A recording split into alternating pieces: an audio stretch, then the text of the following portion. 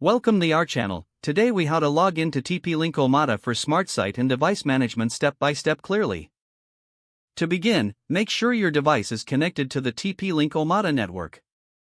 Open your preferred web browser on your computer or mobile device. In the address bar, type in the default IP address for the TP-Link Omada controller. This address is usually 192.168.0.1 or 192.168.1.1. Press the Enter key to navigate to the login page. Once the login page loads, you'll see fields for your username and password. If this is your first time logging in, use the default credentials provided in the device manual.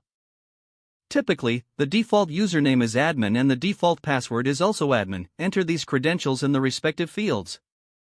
After entering your username and password, click on the Login button. If your credentials are correct, you will be taken to the Omada dashboard. If you encounter a login error, double-check your username and password for any typos. Once logged in, explore the dashboard to manage your settings.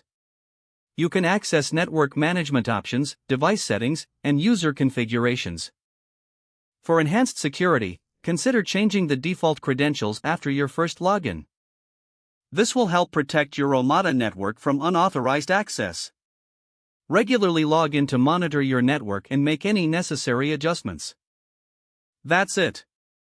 You're now logged into TP-Link Omada for smart site and device management.